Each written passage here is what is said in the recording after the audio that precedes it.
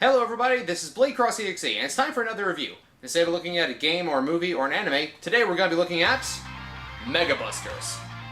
The first Mega Buster replica was produced by Think Geek, and it's very faithful to the games, having the glowing yellow energy bar and sound effects straight out of the game. Another nice touch is how the lights respond to the Buster shooting, with the yellow bar dimming or pulsing, and the red light of the barrel glowing brighter. The activation sound is the one that Mega Man makes when he gets an extra life, and the power-off sound is the death noise. The on and off button is very easy to reach, just inside the cannon itself. The trigger is also simple, with a basic handle and a button where your trigger finger fits. The Mega Buster takes 3 AA batteries, and they are located underneath the barrel in this very small battery compartment. While it is kind of cool, it does take a minute to reach the batteries and replace them. I really wish I had one of these growing up. This is one of the greatest things ever. The closest thing you could get was the Mega Man Anti-Warrior dart-firing Buster, and then for a very limited run, Jazzwares also released an X-Buster, but that thing is pretty hard to find and pretty expensive. Still, not even near the level of this electronic replica though. Alright, and now we're going to take a look at the Proto Buster. The Proto Buster was also produced by Think Geek, and they gave it the same level of love and attention as they did the original. Overall, the Proto Buster is way cooler than the Mega Buster. The vented design of the barrel, the red color scheme, and most importantly, the activation sound is Proto Man's trademark whistle.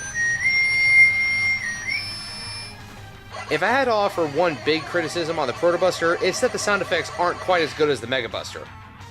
The normal shots are fine on their own, but if you try to rapid fire them, they just get cut off and then restart, while with the Mega Buster, they blend together seamlessly. Additionally, the charge shot sounds much more suppressed, as if the Buster was using a silencer. The on and off switch is in the same place as on the Mega Buster, and the trigger has the same layout, but the battery compartment is now next to the switch as opposed to being underneath the barrel. And again, it takes AA's. One thing I'd like to point out is how the screw holes along the body of the Buster are covered with stickers. This is true for the Mega Buster as well. Additionally, both of the Think Geek Busters came with display stands. One thing to make note of is that the paint on the Proto Buster here seems to have worn off on the stand just a little bit. Much like Proto Man himself, the Buster is very stylish and cooler than his little brother's counterpart. I just love the red, I love the detail on the barrel, and honestly, the best part about it is the activation sound. Proto Man's iconic whistle whenever he shows up to challenge you to a fight. But, even though this was the last one that was made by Think Geek, we're not quite done yet. We have one left to look at. Much to my surprise, there was a third Buster prop released a few months ago. This is the X-Buster for Mega Man X's first armor, sometimes called the Light Buster. Instead of Think Geek, this one was made by Jakks Pacific, but I dare say it received even better treatment than the other two. 5 spots that light up, and they included not only the normal Buster shot and the first charge shot, but they even included sound effects for every charge shot from the first game. The rapid fire is satisfactory and blends well like the first Buster did. The activation sound is the sound that the sub-tanks make when they gain energy in the first Mega Man X game, and the deactivation sound is once again the death noise. The battery compartment is easier to reach, but this time the cannon uses 3 AA's instead of 3 AA's. Additionally, the trigger isn't like the others, and is now much bigger, requesting you use your entire hand instead of just one finger. I should also point out that while this Buster did come with stickers to place over the screw holes, they came on a separate sheet instead of already attached to it.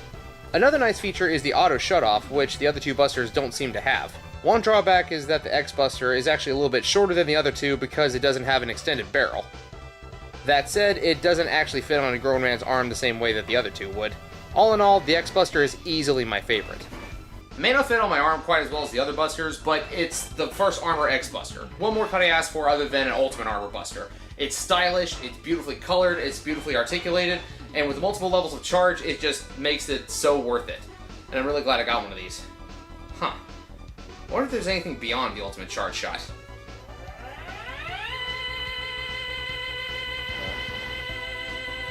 Okay. Ah! Well, I'm definitely not getting that security deposit back after this.